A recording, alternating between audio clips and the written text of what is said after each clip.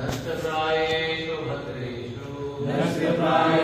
भद्रेषु नित्यं भागवत सेवया भगवती उत्तम श्लोके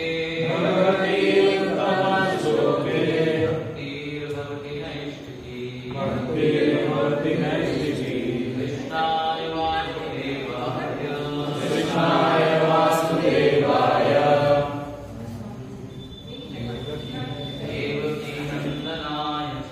देवकी नंदनाय च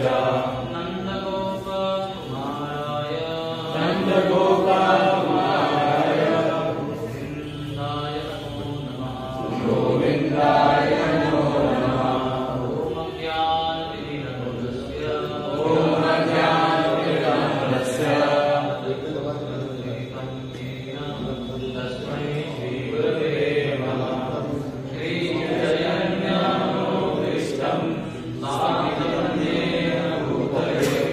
स्वयं रूपा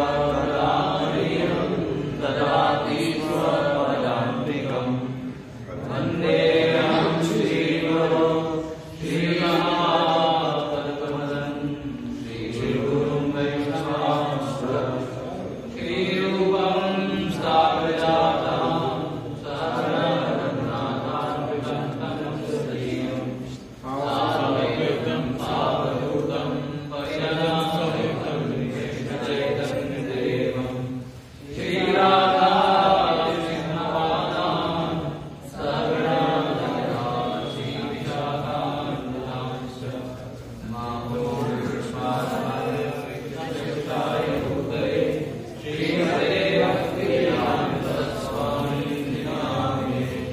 नमस्ते सरस्वती देवे गौरवाणी प्रचारिणे निर्विशेषा शून्यवादी पाश्चात्यदेशकारिणे। नमो महापुण्याय कृष्णप्रेमप्रदाय कृष्णाय कृष्णचैतन्यनाम्ने गौरवतुषे नमः। हे कृष्ण करुणा सिन्धु दीनबन्धो जगत्पते गोपेश गोपिकान्त राधाकान्त नमोस्तुते।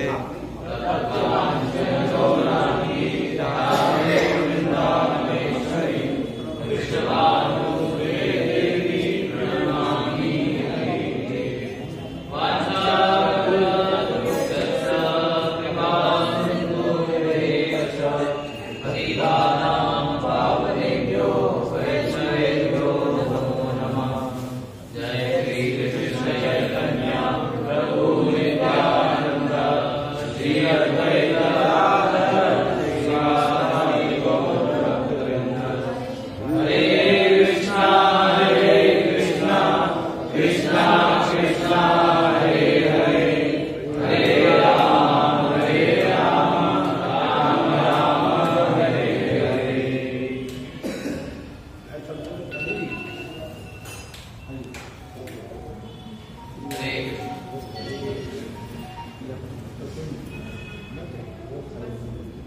हरे कृष्ण हरे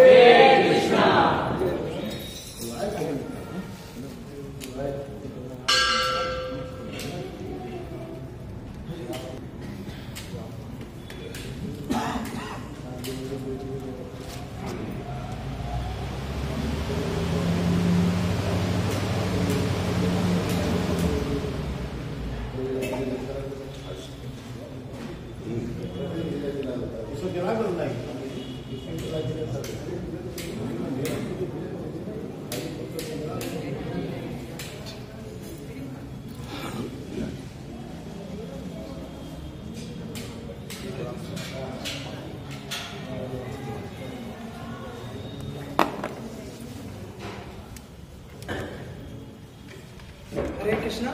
तो सभी भक्तों का बहुत बहुत स्वागत है आज की संध्याकालीन क्लास में। तो मैं थोड़ा गुरु जी का जो इंट्रोडक्शन है बहुत बड़ा है, लेकिन मैं कम शब्दों में गुरु जी के बारे में थोड़ा आप लोगों को बताना चाहता हूँ। तो गुरु जी लगभग पिछले 20-25 सालों से ब्रह्मचारी के रूप में गुरु जी इस्कॉन मंदिर से जुड़े हुए हैं और सेवा कर रहे हैं। तो गुरु जी ने पुणे में इस्कॉन मंदिर है जो वहाँ पर ज्वाइन किया था। और उस समय जितने भी इंडिया में यूथ सेंटर है, जितने भी IITs हैं, NITs हैं, जो यूथ सेंटर है, तो सभी जगह के जो बच्चे थे तो गुरु जी ही सबको प्रीच करते, मतलब कि जैसे बात करना, उनको मोटिवेट करना। तो गुरु जी पुणे में, मतलब हेड ऑफिस कह सकते हैं पुणे में था, वहाँ से पूरे इंडिया में गुरु जी प्रचार करते थे। फिर इसके बाद देखा गया कि नॉर्थ इंडिया में उतना ज़्यादा प्रचार नहीं हो रहा था, तो जो मंदिर में जो और जो सीनियर भक्त हैं वो लोग ने कहा कि आप जाइए कानपुर में। तो कानपुर में अभी नया मंदिर बन रहा था, तो फिर गुरुजी को कानपुर में मंदिर में सेवा के लिए भेजा गया। तो गुरुजी 2012 में फिर कानपुर मंदिर आए। फिर गुरुजी 2012 से ही कानपुर मंदिर के अध्यक्ष हैं, प्रेसिडेंट हैं। तो गुरुजी 2012 से कानपुर मंदिर में सेवा कर रहे हैं। और इधर जो कानपुर मंदिर में जैसे IIT कानपुर है, MNIT Prayagraj, IIT BHU, Kanpur में जो मेडिकल कॉलेज KGMU, कानपुर में जो मेडिकल कॉलेज है गणेश शंकर में, तो वहाँ के स्टूडेंट हैं। तो और भी वहाँ पर कानपुर यूनिवर्सिटी, इस तरीके से बहुत सारे कॉलेज हैं।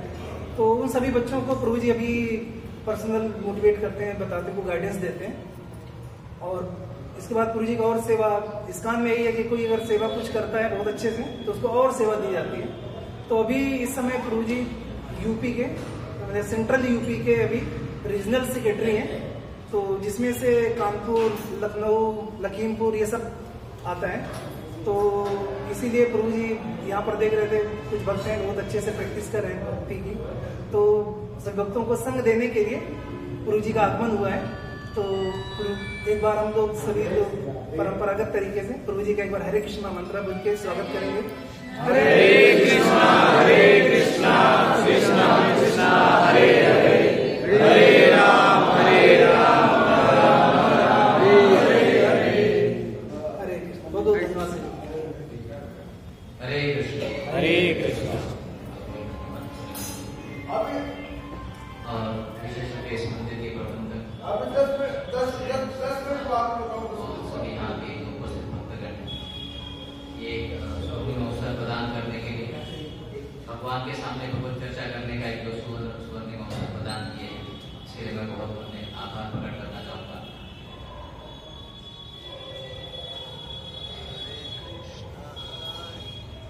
भगवान की जो विषय है, काफी लोग चर्चा करते समय बताते हैं कि तो एक अपना आस्था का विषय है, लेकिन ये केवल आस्था का ही विषय नहीं, एक साक्षात्कार भी है व्यवहारिक से देखा जाए। एक सामान्यतया जो ऑब्जर्वेशन होता है माइक्रोस्कोपिक लेवल से तो मैक्रोस्कोपिक लेवल तक, मतलब अपने अगर शरीर के अंदर जो रचना है, यहाँ तक कि खून के अंदर के जो RBC जो स्ट्रक्चर है, DNA RNA जो स्ट्रक्चर है, ये कितना सुव्यवस्थित है। वैज्ञानिकों ने एक बार पूरा स्टडी किया था, रिसर्च केसेस बनाया। ये अगर हम रोटी, चावल, दाल, राइस लेते हैं और इसको प्रोसेस करते हैं, इसको अगर खून में बदलाव करना है, कन्वर्ट करना है, तो उसके लिए उन्होंने एक बहुत लंबी प्रक्रिया बनाई है। और उसकी अगर फैक्ट्री लगाई जाए तो 3 किलोमीटर तक लंबी चलती जाएगी। लेकिन ये सब प्रक्रिया हमारे शरीर के अंदर एक सिस्टम के तौर पर भगवान ने बिठा दी है पूरी तरह से। आजकल हमारे मोबाइल कैमरे आते हैं, उसमें लेंस आगे पीछे करते हैं, लेकिन अपनी आंखें स्वाभाविक तरीके से कैसे कार्य करती है। दुनिया में हम देखते हैं नाना प्रकार के नियम कानून। सूर्य सही समय पर उदय होना, अस्त होना, वायु का या अपने मौसम का सही समय पर उसका बदलाव होना, सालों साल से चलते आना, ये भी प्रतीक है। भगवान को हम देख सकते हैं, यहाँ पर इतना सुंदर व्यवस्थापन हो रहा है। तो अगर कोई बोलते हैं कि ये मंदिर अपने आप चल रहा है, ये मूर्खता होगी। भगवान है, भगवान की शक्ति है, लेकिन भगवान अपने भक्तों के माध्यम से सब कार्य करते हैं। तो ऐसे ही कहीं हमको नियम दिखाई पड़ते हैं तो नियम के लिए बनाने वाला कोई, कहीं जगह पर हमको कोई सुव्यवस्था दिखाई पड़ती है, ऑर्गेनाइजेशन दिखाई पड़ता है, डिजाइन दिखाई पड़ती है, तो उसके पीछे डिजाइनर है। Law implies law maker, design implies designer. तो कोई ऐसी चीज विश्व में है नहीं, वो केवल अचानक से आती है। हम कभी विश्वास नहीं कर सकते, बहुत सुंदर गाड़ी खड़ी है, मान लीजिए बाहर मर्सिडीज बेंज, वो कोई पूछ ले कि कहां से आ गई, बोले नहीं कि रात भर में ऐसी हवा से तैयार हो, तो इस विश्वास नहीं करेगा। तो ऐसे ही भगवान की सुंदर व्यवस्था है। इस व्यवस्था को अगर हम भगवान इनके माध्यम से भगवान को नहीं देख पाएंगे तो वास्तव में तो बहुत बड़ी बंधन है। तो इसीलिए शास्त्र में बहुत सुंदर तरीके से वर्णन आता है कि कैसे ज्ञान को अर्जन करने के 3 अलग अलग प्रकार हैं। प्रत्यक्ष प्रमाण, अनुमान प्रमाण और शब्द प्रमाण। प्रत्यक्ष प्रमाण मतलब अपने इंद्रियों के माध्यम से सभी चीजों को देखना। हम अभी सबको देख रहे हैं या सुन रहे हैं या स्वाद ले रहे हैं या सूंघ रहे हैं, उसके माध्यम से चीजों को समझ पाते हैं, यह हुआ प्रत्यक्ष ज्ञान। लेकिन प्रत्यक्ष ज्ञान में एक समस्या होती है, क्योंकि हमारी इंद्रियां अपूर्ण है। हम साइंटिफिकली तौर पर देखा जाए तो एक 20 to 20 हर्ट्ज, 20 किलोहर्ट्ज के बीच में ही सुन सकते हैं। ऐसी आंखों का भी हमारा एक दृश्य है, उसमें हम देख पाते हैं जो इंद्रधनुष के जो रंग होते हैं उसके अंदर देख पाते हैं, एक्सरे या अन्य किरण को देख नहीं पाते हैं। तो हमारे इंद्रिय सीमित है। इंद्रिय के माध्यम से ज्ञान जो प्राप्त होता है वो भी सीमित ज्ञान प्राप्त होता है।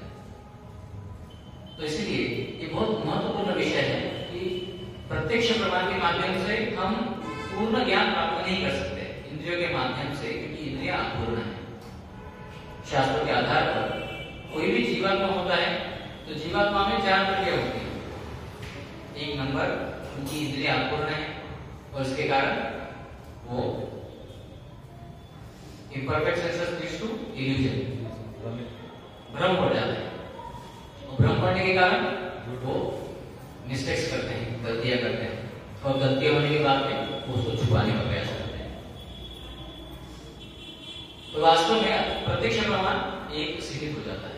अनुमान प्रमाण, अंततोगत्वा अनुमान भी जो लगाते हैं इंद्रियों के माध्यम से ही हम ऑब्जर्व करते हैं, उसके बाद में अनुमान लगाते हैं, इतने सालों से ऐसा हो रहा था, आज ऐसा ही होगा, एक अनुमान लगता है। तो उसमें पुनः अपने प्रत्यक्ष प्रमाण का मिश्रण होता है। लेकिन शब्द प्रमाण के माध्यम से भगवान को हम यथार्थ समझ सकते हैं या दिव्य ज्ञान को हम यथार्थ समझ सकते हैं। और शब्द प्रमाण इसीलिए कि शब्द जो इस भौतिक जगत का शब्द है उस शब्द की बात नहीं, ये शब्द दिव्य शब्द की बात है जो शास्त्र में, जिनको अपौरुषीय कहा जाता है। ये किसी पुरुष ने बनाए, जो 4 तृतीय युक्त व्यक्ति है, ये भगवान से स्वयं आए। धर्मों तो साक्षात भगवत प्रणीत। तो भगवान के मुख से जो गीता आया है उसको भगवत गीता कहते हैं।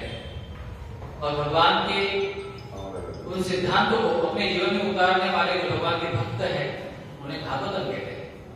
प्रहलाद, ध्रुव, अम्बरीश, इनके जीवन के माध्यम से भगवान ने जो बताया है, अनन्य सिद्धेन्द्र माम ये भजना परिवासते येषां नित्याभियुक्तानां योगक्षेमं महामयम्, ये भगवान जो बोलते हैं गीता में, तो प्रहलाद के चरित्र से हमको दिखाई पड़ता है। सततम कीर्तयन्तो मां यतं पश्च दृढ़व्रता नमस्यन्तो सुमां भक्त्या नित्योक्त्वा उपासते, ध्रुव महाराज के चरित्र से हमको दिखाई पड़ता है। तो ये गीता और भागवत ये शब्द प्रमाण, ये अपौरुषीय है, किसी व्यक्ति ने नहीं, ये साक्षात भगवान ने दिए। और हम देख सकते हैं इनसे जो ज्ञान प्राप्त होता है वो ज्ञान वास्तव में सालों से सही है और अभी भी सही रहेगा। विज्ञान में हम देखा ही पड़ता है, जैसे एटम्स, अणु रेणु के बारे में जो कल्पनाएं हुई थी उसके बारे में बहुत सारे सिद्धांत बनाए गए, Bohr's atomic model, Rutherford mathematic model, ऐसे अलग अलग मॉडल सिखाए जाते हैं। लेकिन हमने कभी ये नहीं सुना कि आत्मा पहले उसकी संकल्पना कुछ अलग थी, अभी 200 साल पहले से अलग हो गई। तो वास्तव में ये केवल आस्था का विषय नहीं है, केवल ये प्रैक्टिकल टैंजिबल रियलाइजेशन है। अगर हम अपने बुद्धि से विचार करें, श्रीमद् भागवतम में इस इसका वर्णन आता है भगवान की भगवत्ता के बारे में। भगवान कौन है, भगवान की परिभाषा क्या है, भगवान के बारे में बताते हैं। प्रथम श्लोक श्रीमद् भागवत के प्रथम श्लोक, जन्माद्यस्य तोऽन्वयादितरतश्चाप्येष्वभिज्ञस्वराट् तेने ब्रह्महृदयादिकवये मुह्यन्ति यत्सूरया तेजो वारिमुदां यथा जनिमयो यत्र त्रिसर्गो वृषा धाम्ना स्वेन सदा निरस्तकुहकं सत्यं परं धीमहि। तो परम सत्य कौन है? जन्म आदि यस्य तोऽन्वयादितरतश्च अभिज्ञस्वराट्, ये स्वराट है। हर चीज जो दिखाई पड़ती है उसका कुछ कारण होता है, लेकिन भगवान को कोई कारण नहीं। एक छोटा बालक हमारे पास में आके बोलता है, भगवान प्रभु जी हमने तो सुना है सभी स्थिति जो है भगवान से आई है। हाँ बिल्कुल सही सुना है। बोले भगवान कहाँ से आए?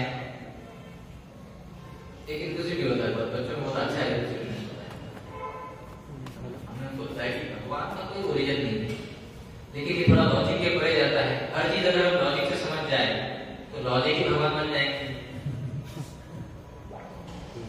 भगवान चिंत्य है और अचिंत्य है और दोनों से परे भी है, वो भगवान।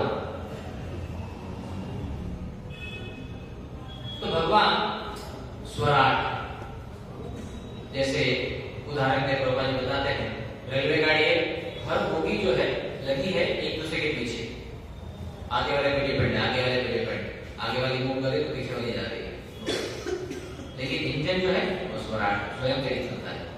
तो ऐसे ही भगवान अभिज्ञ, उनको हर चीज पता है।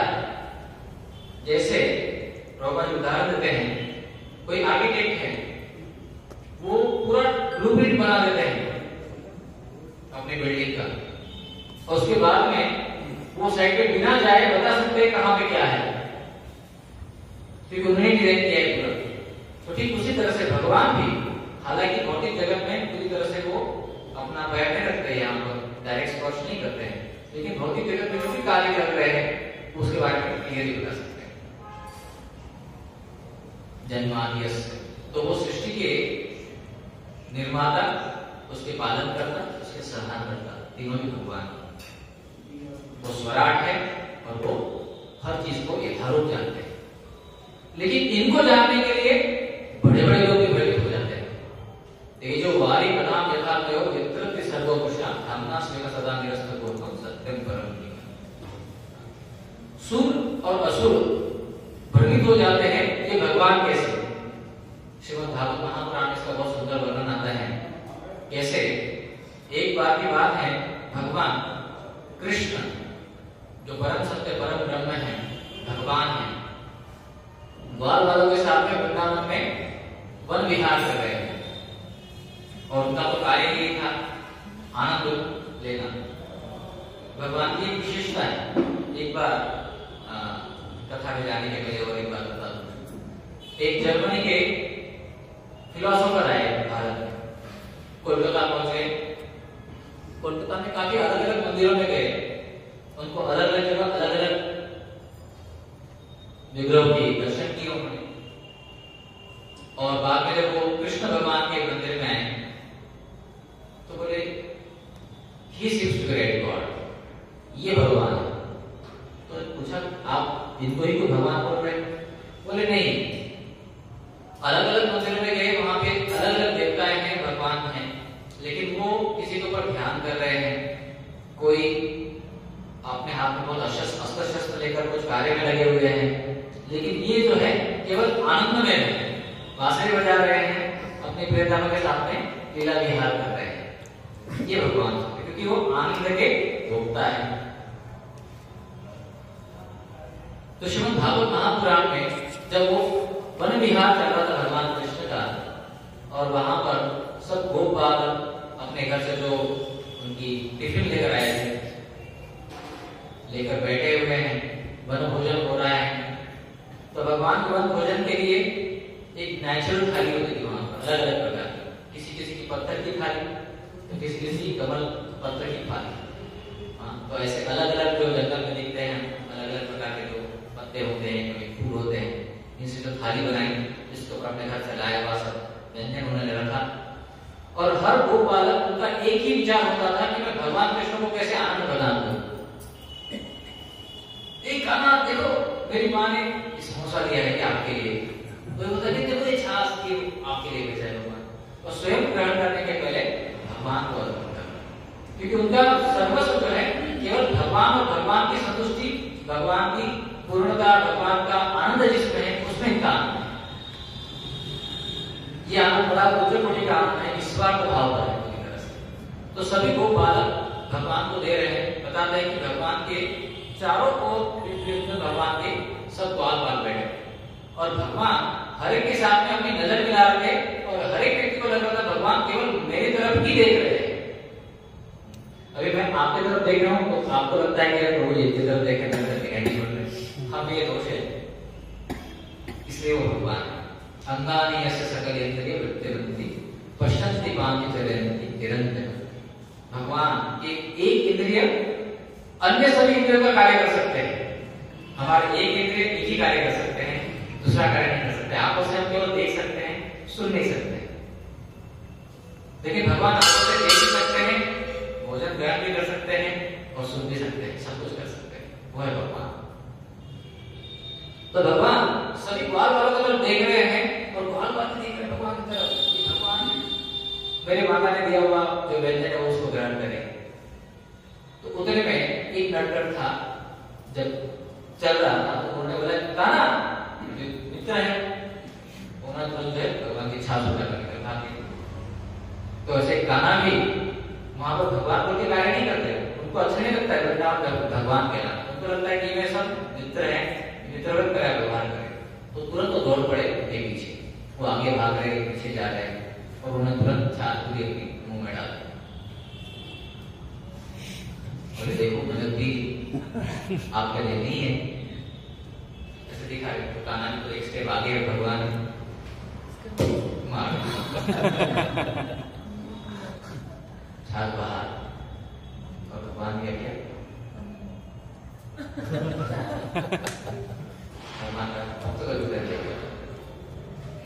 अभी अभी अघासुर का वध करके आए भगवान कृष्ण, और पूरे देवता लोक में इसके प्रताप का चर्चा हो रहा है।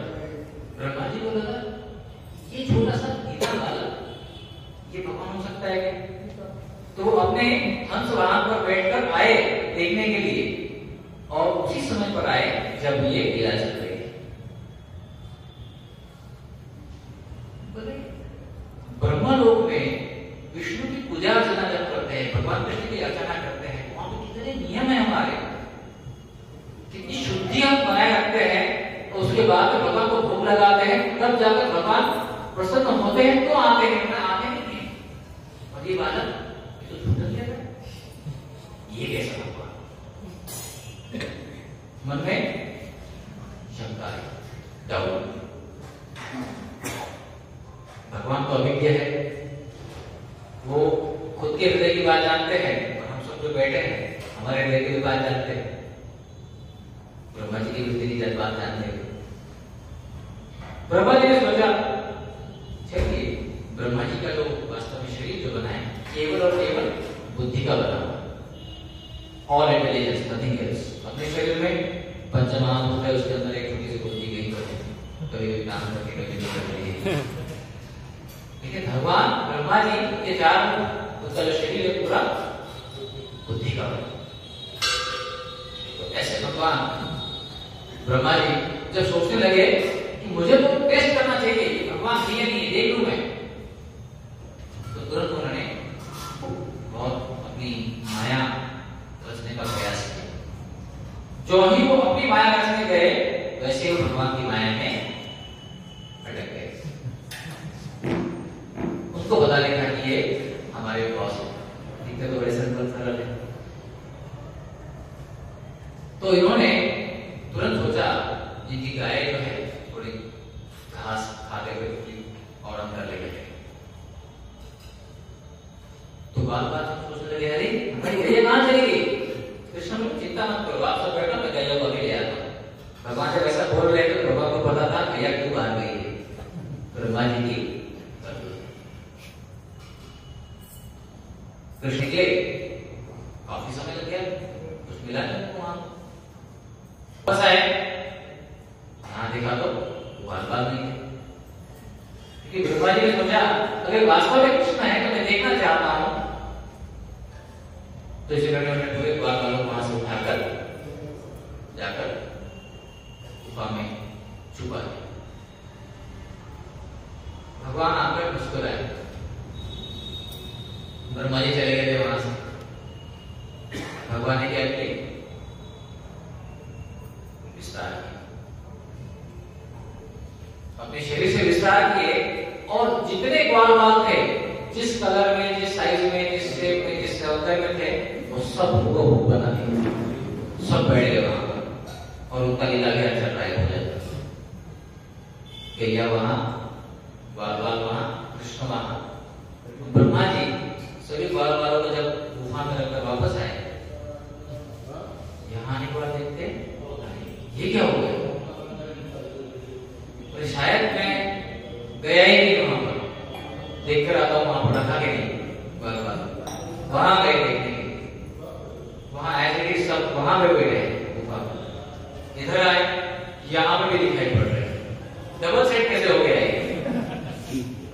चिंतित हो गए वो, चारों सर बुद्धि लेकर सोचने लगे कैसे हो सकता है ये। पूरी बुद्धि उनकी भ्रमित हो गई। देखिए भगवान के भक्त जो है, तुरंत उनको समझ में आ गया कि मैं माया में पड़ गया हूं। भगवान की शरण आए, और भगवान की शरण आकर वो होता है कि भगवान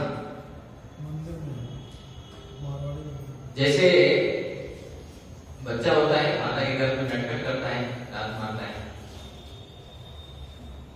तो ऐसे ही इस ब्रह्मांड के अंदर में आपका ही बच्चा हो, मैं थोड़ी गलती हुई, क्षमा कर दें। बहुत सुंदर सुंदर प्रार्थना है करते हाथ में। तो जो पूरे सृष्टि के रचयिता है ब्रह्मा जी, ये भी कृष्ण के व्यवहार को, कृष्ण के लीला को समझ पाने में असमर्थ हो जाते हैं। ये भगवान, ये भगवान। दूसरी ओर देखे इंद्र देवता, इंद्र देवता ने सोचा था ये छोटा सा बालक, इसके कहने के ऊपर सब ब्रजवासियों ने इंद्र पूजा रोक दी है, अभी पूजा चढ़ा देते हैं सब ब्रजवासी। समर्थक बादल जल्दी आओ, पूरे वृंदावन को तहस नहस करो, पूरे पानी से उसको ढक दो। समर्थक बादल ऐसे बादल हैं जो प्रलय के समय आते हैं, उनकी बूंदें नहीं गिरती, हाथी के साइज का जो पिलर होता है ऐसे पानी है पूरी तरह से।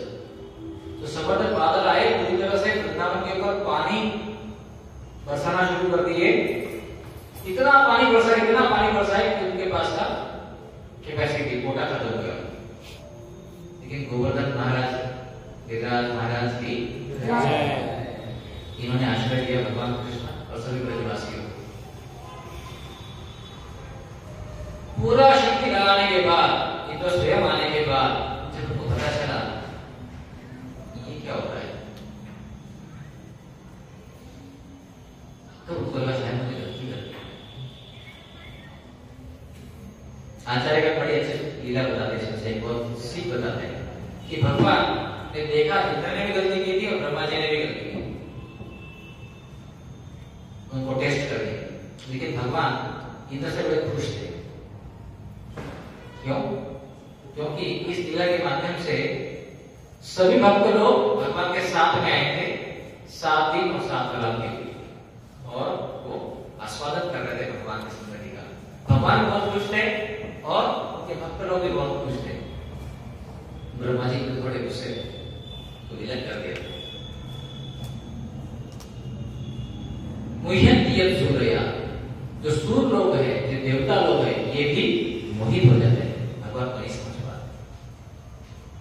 तो ऐसे भगवान के व्यक्तित्व को ही समझना कठिन है, तो भगवान के प्रेम व्यवहार को समझना कितना कठिन होगा, लगभग मुमकिन ही नहीं समझ। इसीलिए तो भगवान गीता में बार बार बोलते हैं, अवजानन्ति मां मूढ़ा मानुषं तनुमाश्रिता परम भाव न जानतो ममभूत महेश्वर। बोलते हैं कि कुछ लोग मुझे जानते नहीं है, मैं जब मनुष्य के रूप में आता हूँ तो मुझको लगता है कि मैं मनुष्य हूँ।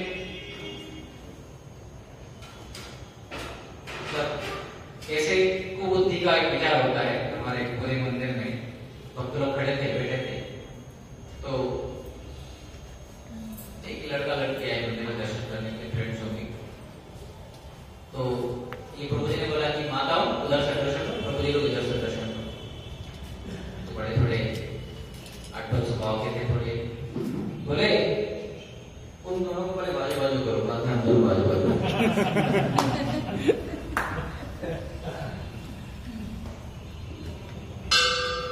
वास्तव में ये बात को समझने के लिए, भगवान की भक्तता को समझने के लिए बहुत ज्ञान की आवश्यकता है। और केवल ज्ञान से भी प्राप्त नहीं होता है, डिवोशन की आवश्यकता है, भगवत भक्ति की आवश्यकता है। जय श्री राधा कृष्ण भगवान की जय। तो वास्तव में यह अज्ञान हमें जो हो रहा है, गीता और भागवत से दूर होते हुए या हमारी संस्कृति हमसे संदूर हो रहे हैं, इसके कारण ये कार्य हो रहे हैं। लेकिन भगवान के इस सौंदर्य, इनके व्यक्तित्व को समझने के लिए इतनी कठिनाई है कि भगवान के प्रेम को प्रदान करने के लिए भगवान पुनः आए।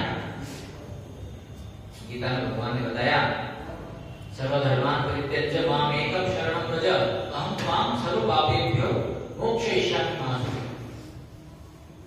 आपको पूरी तरह से मुक्ति प्राप्त हो जाएगी, आप बिल्कुल चिंता मत करो, केवल आप मेरी शरण में आओ। ब्रजवासी को बोलने का काम नहीं था। जब बहुत बारिश हो रही थी तो उस समय में भगवान ने क्या किया, किसी को बिना कुछ बोले ही गोवर्धन जी को उठा लिया। ब्रजवासी सब उनके आश्रय में आ गए। सबने सोचा नहीं, अरे एक तो पहले बोलते थे अरे इंद्र को कुपित कर दिया, इंद्र पूजा को रोककर, इसलिए समस्या आ गई। ऐसे मन में कभी विचार नहीं आया, पूरे शरण में चले गए। और ये भी नहीं सोचे कि छोटा सा बालक है, कब इसको गिरा देगा। भगवान नहीं मानते थे ब्रजवासियों को, फिर भी उनकी जो श्रद्धा अटूट है भगवान कृष्ण, ये बहुत ही विशेष भगवान। इनकी जो शिक्षाएं हैं, सर्वधर्मान् परित्यज्य माम एकम शरणं व्रज, ये नहीं कर पा रहे। तो भगवान पुनः इस स्थिति को स्थापित करने के लिए, लोगों को समझाने के लिए पुनः आए श्री चैतन्य महाप्रभु के रूप में। और इन्होंने अपनी आचार्य को जीवन सिखाए, अपने आचरण द्वारा सभी जीवात्माओं को शिक्षा देने के लिए कि भगवान की भक्ति क्या है, भगवान का शुद्ध प्रेम क्या है।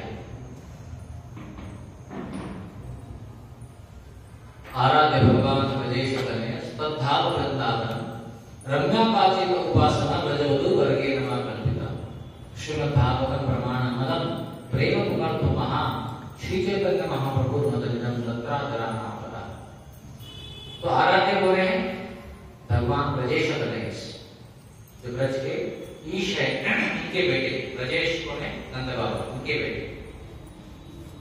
तद्धाम वृंदावन, उनका धाम क्या है? वृंदावन धाम। उनकी उपासना कैसी करनी है? रम्या काचित उपासना ब्रजवधू, जो गोपियां है, ब्रज की वधू है, गोपियां है, उनके चरण चिन्हों में चल के वह उनकी आराधना करनी है। रम्या काचित उपासना ब्रजवधू वर्गे नमा कल्पिता श्रीमद् भागवत प्रमाणम। इसका प्रमाण क्या है? श्रीमद् भागवत है। और कैसा प्रमाण है? अमलम, इसमें कोई मल नहीं, शुद्ध है। श्रीमद् भागवत प्रमाण प्रेम कुमर्थो महान।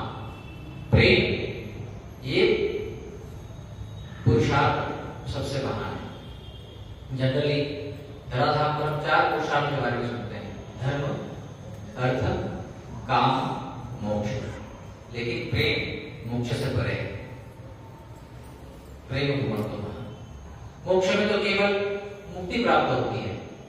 जैसे टेम्परेरी तौर पर समझना है, तुम्हारी भाई मुझे बहुत बुखार हो गया, इससे मुझे मुक्ति दिला दो, तो शरीर में फंसे हुए हैं, शरीर से आपको फ्री कर दो। लेकिन आनंद जो प्राप्ति होती है वो भक्ति होती है।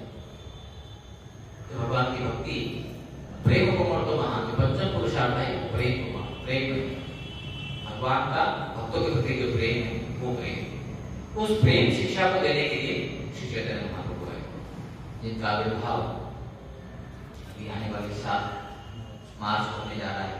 सभी मंदिरों में इसकी बहुत सुंदर तरीके से मनाया जाएगा और सरल तरीके बताया है। क्या तरीका बताया है? श्रीमद् भागवत के आधार पर नाम संकीर्तन चैतन्य महाप्रभु बोलते हैं, त्रिनादपि सुनीचे नतरोपसे कृष्ण हमारे नाम आने दिन तक नहीं सुनता है। तो केवल भगवान के नाम लेने से हरे कृष्णा कृष्ण कृष्ण हरे हरे, हरे राम राम राम हरे हरे। भगवत साक्षात्कार में इससे और ज्यादा सरल उपाय नहीं हो सकता है। काफी ऋषि मुनिगण जो है हिमालय में जाकर बहुत तपस्या करते हैं, आराधना करते हैं, लेकिन हम जैसे जीवात्माओं को जो कार्य में लगे हुए हैं, फिर भी हम अपने जीवन में पूरी तरह से सिद्धि प्राप्त कर सकते हैं केवल नाम जप के माध्यम से। कई कार्य नाम कलयुग में केवल भगवान कृष्ण का अगर नाम लेते हैं उसके माध्यम से हमको मुक्ति प्राप्त होती है। आचार्य नाम की महिमा करते हैं, बताते हैं मधुरम मधुरेभ्योऽपि मंगलेभ्योऽपि मंगलम, पावनं पावनेभ्योऽपि हरेर्नामैव केवलम्। सगुरु सपिता चापि समाता बान्धवोऽपि स, शिक्षयेत् सदा स्मर्तुं हरेर्नामैव केवलम्। केवल आ सकता हूं। यहाँ पर बहुत सुंदर सुंदर वर्णन आता है भगवान के नाम के वर्णन के बारे में। मधुरम मधुरेभ्योऽपि, मिश्री से भी मधुर है। लखीमपुर के शुगर फैक्ट्री में जो शुगर बनती है उससे भी मधुर है। लखीमपुर का नहीं, हर जगह की जो शुगर है एक समय तक ही हम दे सकते हैं उसको। रोजी थोड़ा ठीक है, ले लेते हैं, एक बोतल ले लो, दूसरा बोतल मिलता है तो अरे नहीं नहीं, मन में इच्छा होती है, अरे नहीं नहीं, अच्छा दे दो, दूसरी कटोरी करी जाती है, तीसरी कटोरी नहीं बस, चौथी कटोरी बोले पहले 3 कटोरी बाहर आ जाएगी। एक क्षमता है हमारी, उससे हम आगे नहीं बढ़ पाते। लेकिन भगवान का नाम ये हमारी क्षमता को भी बढ़ाता है और मधुरता बनी रहती है। मधुरम मधुरेभ्यो मंगलेभ्योऽपि मंगलम, ये मंगलमय मंगलमय, जहां भी उनका भगवान का नाम स्मरण होता है सब चीजें मंगल होती है। शास्त्र में वर्णन आता है ओम पवित्रा पवित्रो वा सर्वावस्थां गतो विवं यस्मरेत पुण्डरीकाक्षं स बाह्य अंतभ्य शुचि। सब साफ कर देता है केवल स्मरण मात्र से। आप कोई भी अवस्था में क्यों ना, शुद्ध अवस्था में हो, अशुद्ध अवस्था में हो, लेकिन हमें भगवान का नाम, भगवान का स्मरण कर होता है तो व्यक्ति तत्क्षण शुद्ध हो जाता है। कैसे? केवल बाहरी नहीं, अंदर से भी। मंगल मंगलेभ्योऽपि मंगलम, पावनं पावनेभ्योऽपि हरे नाम मंगलम। पावन करने वाला है। कोई व्यक्ति कितना भी पतित क्यों न हो, जैसे एक बार एक भक्त लोग ग्रंथ वितरण कर रहे थे मुंबई में, स्वामी जी पास मत आओ, छोड़ना। ये क्या हो गया? अरे आपको पता नहीं मैं क्या कर्म करके आया हूं, ये दूर रखो हमारे से, वो भी मेरी हो जाएगी। इतना ही बात है। तो उनको बताया गया भैया इस धराधाम पर जीवात्माएं कितना निष्ठा मलमूत्र त्यागते हैं, लेकिन सूर्य में उससे दूषित होता है। सूर्य की रोशनी पड़ती है उसके ऊपर, सूर्य क्या करता है? उसको शुद्ध कर देता है। जितना भी मानव तत्व है सब खत्म कर देता है। उसका इतना प्रभाव है, तेज है, शक्ति है। तो आप कितने भी कुछ करके आ जाओ, हरिनाम बोलता है कि आप में इतनी क्षमता नहीं है जितने पाप आप कर पाओगे, उतना एक हरिनाम से व्यक्ति शुद्ध हो सकता है अगर सच्चे मन से उसका नाम पुकारा जाए। पावन पावने हो, तो इसलिए भगवान का नाम बड़ा ही सामर्थ्यवान है, पावन करने वाला है। हरे नाम एवं केवलम। इसलिए श्री चैतन्य महाप्रभु बोलते हैं कि विनम्र भाव से, मान की अपेक्षा न करते हुए, दूसरों को सम्मान करते हुए और सहिष्णुता का भाव होते हुए अगर कोई व्यक्ति ये गुणों को अपने जीवन में उतारता है तो निश्चित रूप से वो सतत कीर्तन करते सकता है और अपने जीवन में पूरी तरह से भगवान की शांति, सुख और प्रेम प्राप्त कर सकता है। तो आइए सज्जन इस हरिनाम संकीर्तन में और अच्छे से भाग ले और हृदय से भाग ले, जिससे हमारे हृदय के अंदर जो अज्ञान भरा पड़ा है, काफी समय से इस भौतिक जीवन में हमारा जो संपर्क आने के कारण जो अज्ञान हमें प्राप्त हो चुका है, उस अज्ञान से मुक्त हुए और भगवान के शरण में आकर भगवान की दिव्य प्रेम के सेवा में लग जाए। हरे कृष्णा कृष्णा कृष्णा हरे हरे, हरे राम राम राम हरे हरे। श्री हरे कृष्ण महामंत्र की जय।